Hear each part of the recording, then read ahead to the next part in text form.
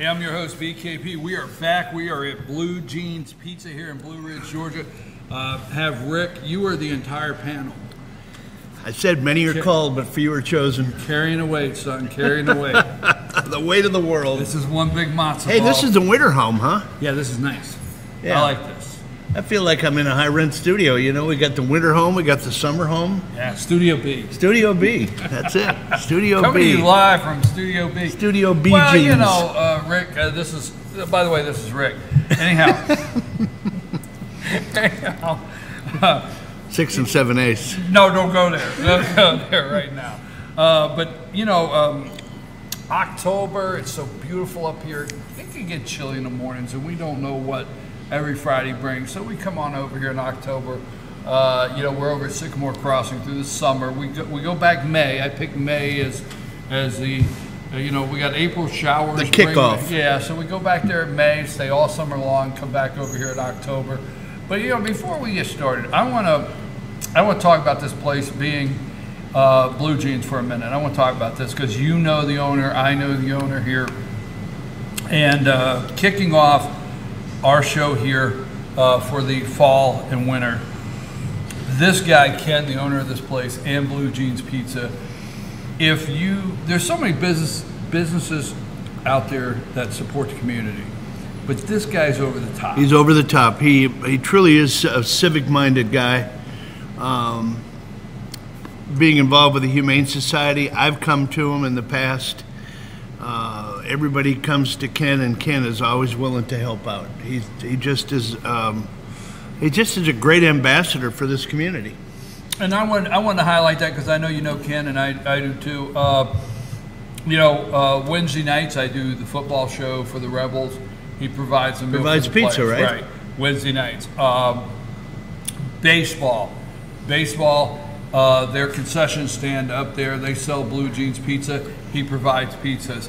I mean, it doesn't matter what it is. It's just really the picture of being part of the community, being part of the kids, the high school, the sports, whatever. Right? He really gets involved. I think I want to do that. Rose, I'm glad you're over here because over there I could not see if you were paying attention. And you know it's important that you pay attention. So at this time, pay attention because I'm going to tell you something. I want to do that every week. I want to find someone in the community that is civic-minded, their business, they're involved in the community. I want to highlight somebody every Friday, okay? This guy here, Ken, Blue Jeans Pizza. Hey, is Chip McCann playing tomorrow night? Can you get me some details on that? All right, give me some details if Chip McCann's playing tomorrow night. Have you ever come up on Saturday night and listen to Chip McCann? No. What's wrong with you? I just haven't had the experience yet. Well, I'm putting you on the spot. Chip's playing tomorrow night. If he is, I tell you what, I love it. Huh? Go look it up for me there. Representing the tab. I am. I've got my tab with me. Okay. Yes, sir. Nectar of the Gods. Guns? You want to talk about guns? Guns. Sounds like a gun show. Bump stock. Do you know what that is? Sure. You do? I do. Chip McCann's playing? Folks, what time? Did you check that too, or am I in trouble for asking that? I'm sorry. Do you know what a bump stock is? I do. Okay, let's get back to where we were. This is not a routine. What is it? I don't know. It is a apparatus that was originally designed. What, 6 to 9? Yeah. We'll get to that in a minute. Anything else? That'll be it for now. Excuse me for talking while you interrupt. Chip McCann will be right here tomorrow night. Right here. On Blue our Jeans show. Pizza, 6 to 9. I'm telling you. I'm going to say it. When you know, the thing is that this is dangerous. I'm going to say it. People know I say it, right? But I'm coming up here. 6 to 9, I'm coming up here. Chip McCann, I will be here. You're going to have the nose and the glasses? Yes, and yes. All right. a little mustache? All right, let's get back to what this bump stock is, and I won't interrupt you anymore. Seriously. I believe it was originally designed with the intent of helping someone that was disabled to the point that they couldn't continually pull the trigger. Because which is the way a semi-automatic works. Every time you discharge one round, you have to pull the trigger. What this does is it straps on the back of the AR-15, AK-47, whatever it's designed for, and the inertia of the gun when it fires will kick back and eject the spent casing, put another round into the chamber, and fires it. So it's I'm sorry to clap into the mic, but it's the inertia, and that's why they call it the bump stock. You hold the trigger down and boom, boom, boom. It's the inertia of the weapon that's causing it to rapid fire. So we have outlawed machine guns. Machine guns are outlawed. I think they're all the way back from Al Capone days, right? To a point, they're outlawed, yeah. Okay. I mean, you can get a federal stamp. Yes. And it's a lot of paperwork and it's a lot of money. Some people just want them for a collection. Right. So they go through the process. But yeah, early 1900s, and then they made them, then there was even stiffer regulations, I believe, in 1986. And now the machine gun, that's the automatic we're talking about. That is a fully automatic weapon. Fully automatic. Because what happens in the media messes it up is they would not for 1 minute humble themselves, okay, to say they didn't understand, because you got to be careful when you're talking guns. There's your fully automatic, semi-automatic, you know, what is a machine gun. So right now the law is that you can buy, what is the most popular semi-automatic rifle there is? Well, I mean, there's you talking about caliber or brand? Brand, no, caliber. Caliber, probably the NATO round, which is .223 or 5.6 as they call it. It's .223. And so these semi-automatic weapons, they're also available in .308. These semi-automatic weapons, the bump stock turns them into what appears to be like automatic. It appears to be, but it's not. It's not. It's not. Okay. The gun has not been modified to the point where there are machined parts that come out and are replaced to make it a fully automatic weapon. This is an apparatus that bolts onto the outside, that mounts onto the outside of the rifle, and through the inertia process causes it to fire. Now, go ahead. What has come out, and the reason that this wacko Paddock guy had so many guns is because he realizes that the heat that's generated from a rapid fire succession like that will typically, not typically, in a lot of cases will jam the gun. Right, okay. Okay? The heat buildup is intense with that many cartridges being discharged in rapid succession like that. So the gun jams. He throws it down and he picks up another one. That's why they theorize that he had so many weapons. And to the point of that story, they found a lot of guns that had been used but were jammed, were inoperable at the time that the raid took place and the examination of the evidence continued. Well, you know, when something takes place, Rick, and I appreciate it, because the media, the corporate media out there, they've gone to the floor and of the House and the Senate, and we've heard over the past several years they have misrepresented and called these weapons automatic weapons and so forth. And they have drives me crazy, right, with the lack of knowledge that the media puts out, and there's so many people that hang on every word from the mainstream media, that they believe that stuff and they don't do their own research and figure that almost every weapon out there other than a revolver and bolt action is what's called a semi-automatic weapon, because you pull the trigger every time you fire it. The police have semi-automatic weapons hanging on their as a sidearm. You know, whether they use a Glock or a Beretta or whatever, those are semi-automatic weapons. Well, you know, one of the terms that probably disturbs me every time I hear it. I get so upset. Is weapons of war. Weapons of war. I mean, there are so many. You can look back at every time there was a one of these horrific episodes of a mass shooting, and you literally can look and trace. And I didn't write them down, but there's literally 7 talking points that both sides will come out with. You know, one of them being, we don't want to talk about gun control right now. We're in a state of mourning. Let's honor those that have given up their lives. And then, you know, then the left comes out with, we need to have a conversation about gun control. Time now to have the conversation. Time now to have a conversation. Doesn't sound bad. No, it doesn't. It doesn't sound bad. That's code speak for I want those guns, right, and I want them now. Does that concern you? Yeah, it does. You know, there was a study done by, and I wrote some of this down because I knew I wouldn't remember it. There's a data journalism site called 538, and that's Nate Silver. You know Nate Silver, right? Mm-hmm. That's Nate Silver's site. And one of his reporters did an in-depth study as a group. Her name was Leah Labresco, and you can look it up. And this came through the Rush Limbaugh show, okay? She did this intense study on gun control and what would prevent, and she came away and threw her hands up. She said, I still don't believe in guns. I won't have one in my home.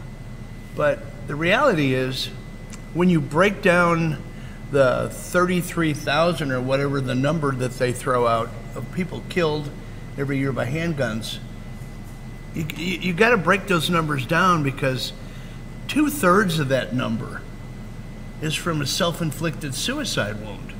Right. So you've got to take all of that away. And then the next large group, excuse me, are males 15 to 34. And that's usually attributed to what's going on in the inner cities, gang turf wars, one-on-one shootings. You take all of that away, and you pare that down to about 2,000, 2,500 actual, domestic violence and things like that. And she just throws up her hands and said, there's really nothing that we can do to take an inanimate object away from somebody that might do some harm. There's nothing that we can do that will alleviate a madman who is under the radar, that checks out, doesn't have any mental issues, buys a bunch of weapons, and for 6 months looks for targets and goes out and is successful killing a bunch of folks. To take away the millions and millions of guns, what are they going to do? Go door to door? Well, what is the? Sometimes the most logical things. It just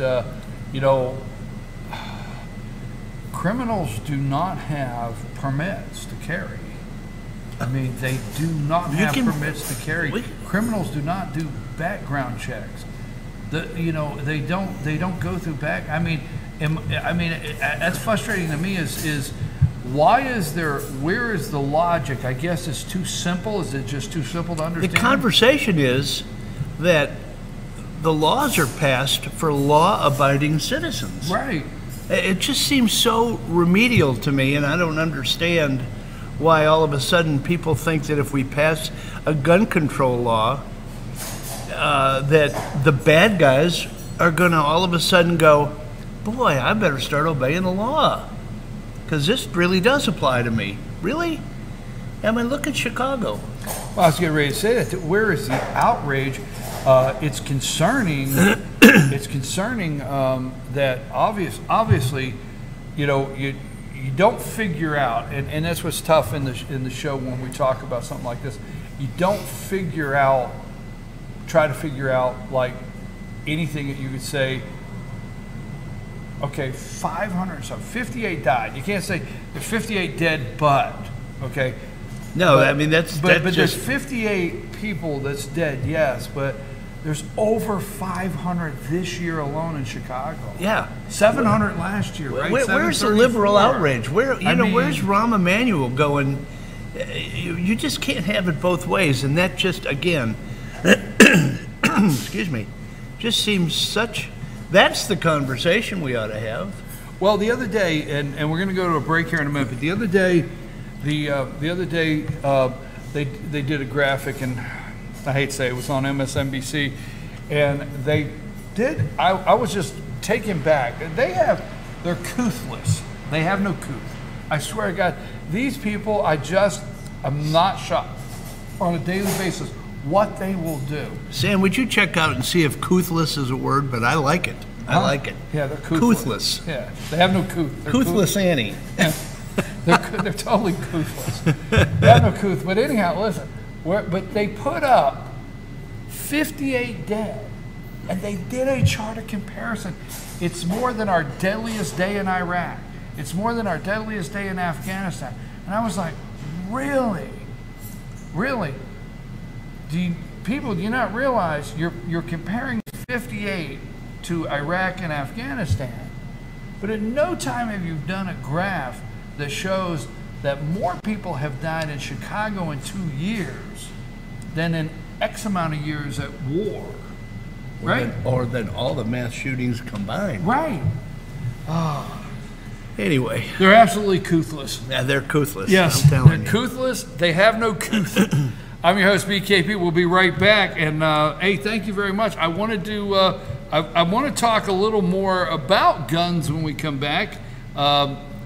If you'd like to send me a message on that, 706-889-9700. You can send me a message. What do you think about the conversation this morning?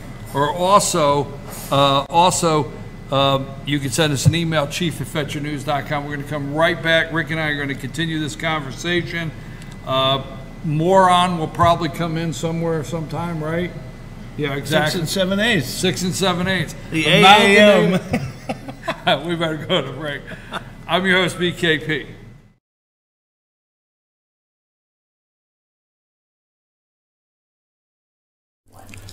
In 1981, Reed Nicholson began selling tires out of an old barn in Mineral Bluff. Little did he know that he had just laid the groundwork for the most trusted names in automotive services in the Blue Ridge area. In 1997, Nicholson Tire Center became what it is today, holding the same values of faith, family, and great customer service. 2 locations to serve you, and the Blue Ridge location is currently expanding to offer fast service and the largest U-Haul provider in Georgia. Nicholson Tire Center, Blue Ridge, and Mineral Bluff.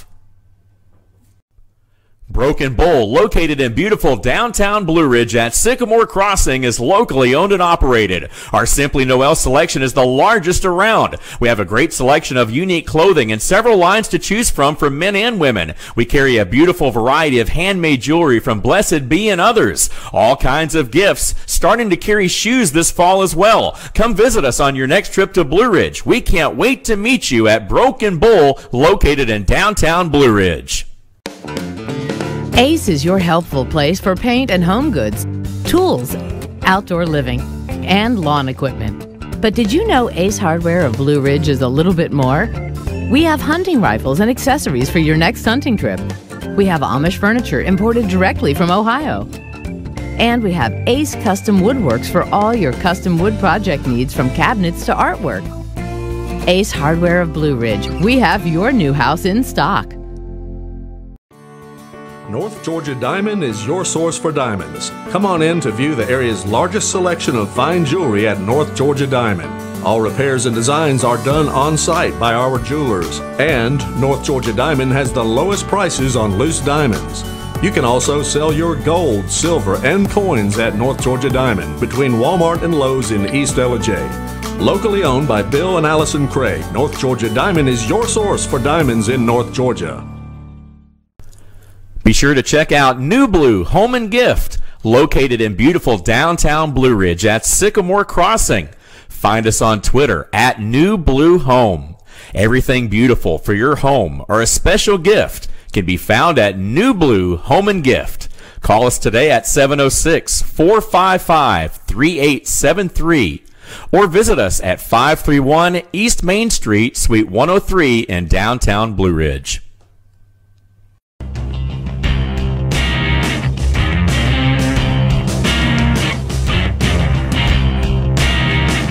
Hi, I'm Casey McGraw, the General Manager of Schottenkirk Ford. We're going to start doing something here at Schottenkirk that we're really excited about. You may have already noticed our Facebook page, the new edition of the 360-degree videos.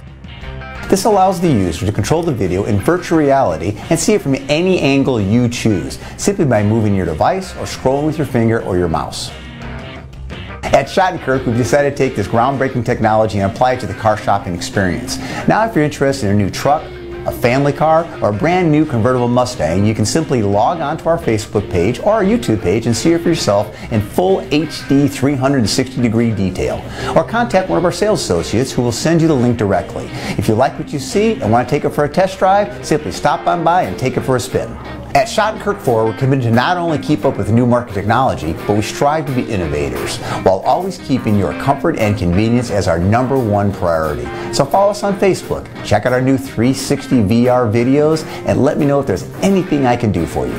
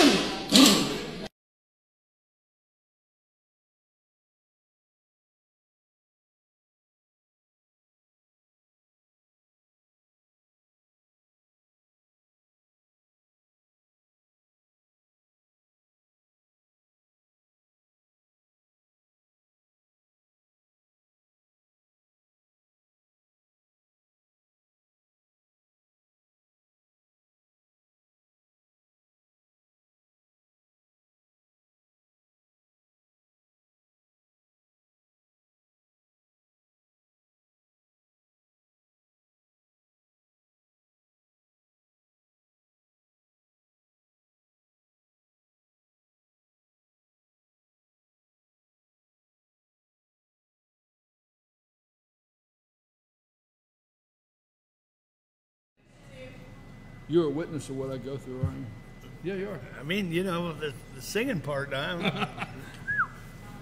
like to come back live singing. The acoustics here you started out this morning singing. You were singing something in the background, 8 o'clock. Man, I'm telling you. Hey, Rose, could you pay attention? We are back live. We may need you to pay attention. Just checking. Oh, folks. Don't get no respect. No respect. I was thinking the same thing. No respect. They don't have no idea what that means. That's right. Right? I'm your host, BKP, and we are back. And we're at Blue Jeans Pizza here in Blue Ridge, Georgia. Beautiful October morning. Message on our conversation we're going to keep going with. There is no outrage or push for gun control if 55 are killed in Chicago one weekend. In fact, guns are banned in Chicago, and what good does gun control do? As they say, if guns are banned, only the criminals will have guns. Exactly regarding Chicago. That just came in while we're having the discussion. So, all right, now, NRA, the conversation, and my concern is yes, when they start saying common sense gun legislation, that one. All right. We need to have a conversation about common sense legislation. Yeah, and it's time we have the conversation. Now the bump stock, where are you at on that? If it's legislation bans it from being sold as an NRA member, I mean, where are you on that? Or do you feel that is that creaking the door further open? Because on some things like that, I get it's the creaking the door further open to kicking it wide open. Well, you know, let me answer your question in a roundabout way. I kind of compare it to silencers. There's no such thing as a silencer. I don't know where that name came. It came from TV. And a silencer is the term for a silencer, or what people refer to as a silencer, is a suppression, noise suppression. Okay. Silencer is just that. It's silent, and there's nothing. No, that's not true. Well, wait, no. I'm not talking about the apparatus that's used. I'm Right. talking about if you're saying silencer, you can't say that with a gun. It's a compression of the noise. It's suppression of the noise. Right? What happens is, I mean, people think, you know, like on TV you hear, thump, thump. That's a silencer when suppression when placed on a semi-automatic AR-15 223 sounds like a jackhammer. What it was originally designed to do was to protect the ears of the hunter, not to mask the gunfire.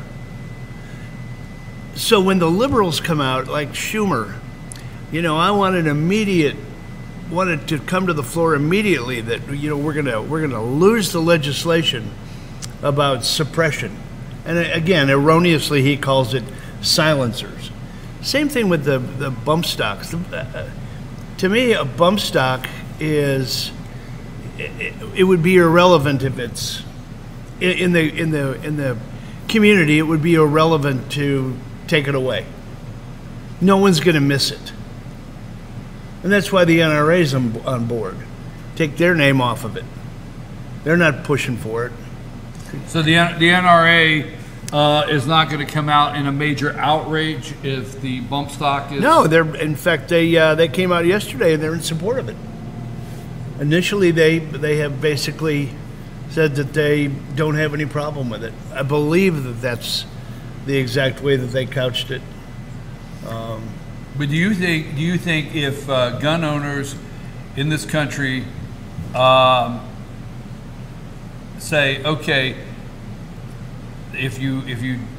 I always get nervous because the legislation has a lot of stuff in there. Well, here's the reality. Okay, go yeah. Here's the reality. I defy anybody to find one. They're gone, and the manufacturers aren't making any more. You used to be able to go to McKaysville, drug and gun, and they had them all over the place. I called them yesterday. No, we don't have any. We don't even know when we're going to get any. I went to the websites. Look up bump stock. Out. No supply. Out. Everybody that sells them online. They're not a weapon.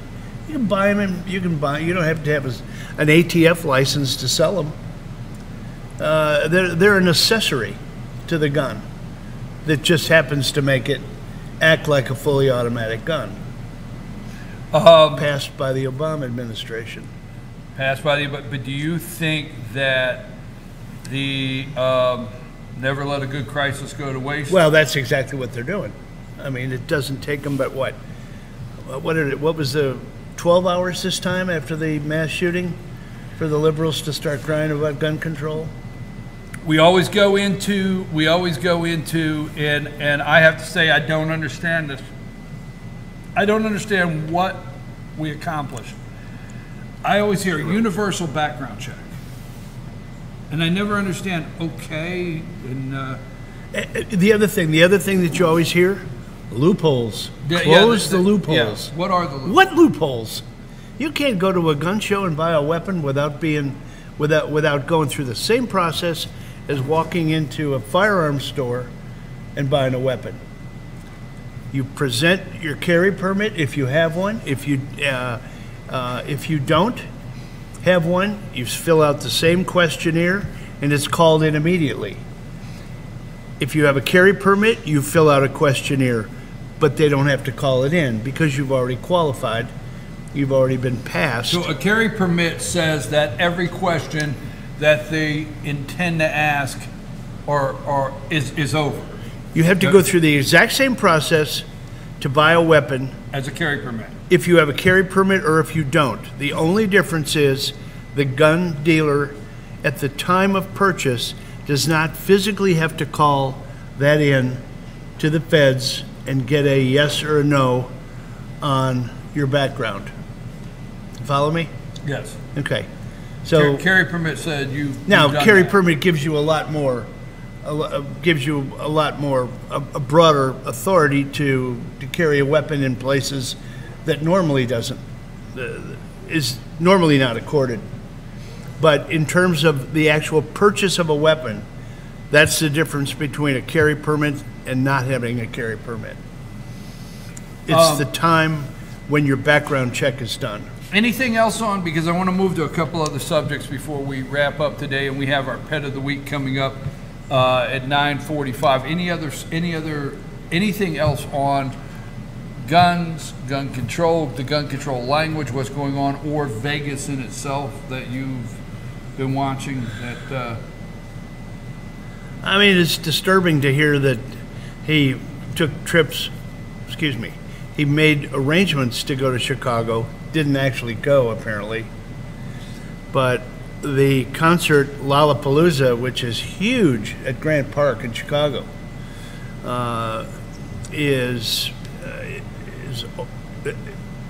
the Blackstone Hotel overlooks Grant Park. right. And he apparently had made reservations to go there. Apparently he went to Boston and looked at some different avenues.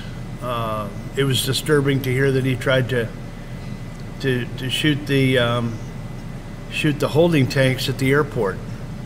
I mean, they're double cased and they're very tough to penetrate. But there were actually bullets at the base, and there were dents, in the jet fuel tanks at McCarran Airport in Las Vegas. That's disturbing to hear. I know there's a lot of developments coming out. I've been cautious of to get down too many rabbit trails on it, because there's a lot of developments coming out, and I'm not for sure. But by all understanding is there was no reason that he couldn't buy these weapons, because he would have passed everything. And someone said something on the radio this morning that kind of caught my ear. It was he was very methodical, and it was almost like he was doing contract work. You know what I mean? Like contract work, contract killing. yeah, It was almost that's how methodical he was and intense he was. and you're not caught off guard or confused on how he was able to get so many weapons in a room. They said he never, ever had bellhop service. And it was kind of funny, you said on the show yesterday, the guy got a golf bag that's kind of clanking as he's going. Exactly. Geez. What you got in there? 14 duffel bags that are clanking like pipes. Yeah, exactly. Right. I mean, Are you doing plumbing work up there or what? I am just taken back on how you get that many weapons in there. And apparently the room that he was using, the suite that he was using, was a comp. Right. He's been designated, I guess, as what they refer to in Vegas as a whale, which means that you spend a lot of money and they do a lot of comping for you. They'll run limos for you. They'll send charter planes if you churn enough cash through their machines. And they said that he was in an intense gambling sprint, if you will. The previous days he was going through churning $10,000, $12,000, $15,000 a day. And he was one of the types that when you play video poker, apparently there are certain combinations where you better your odds. And a lot of people just play to break even, but churn a lot of money to get all the comps. I never even knew that until I read, the reports that that's how it works in Vegas, or any area where gambling is legal. I don't know how it works. You think it works in Murphy? Get a little drinking, smoking, and gambling going on, and here we go.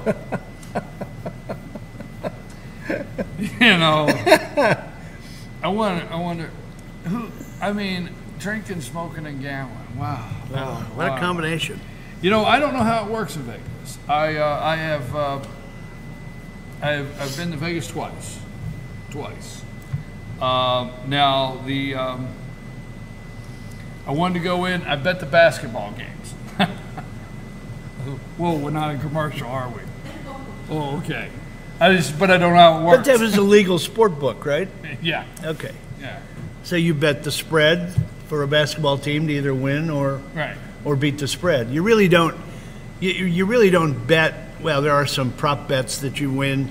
You bet to either win or lose, but you're really playing against the odds maker that said that this team will win by a certain number of points. So do you believe that, or do you think it's less or more, and that's what you're betting on? Well, it was time for the college basketball, and I wanted to go to the room where all the chairs are and everything. Yeah, the sport book. Yeah, so I don't know how it works. So I went in there and I wanted to bet every team before I went home, right? So I went in there and I picked all my teams. You bet every team? No, but I wanted to bet every bracket. Oh, all okay. The way down to the winner, right? So this was the championship bracket. Yeah. I see. I bet the whole bracket and I went see. home. Went home, took all my tickets and left. Did you win anything? I don't know how it works. I'm gonna be right back.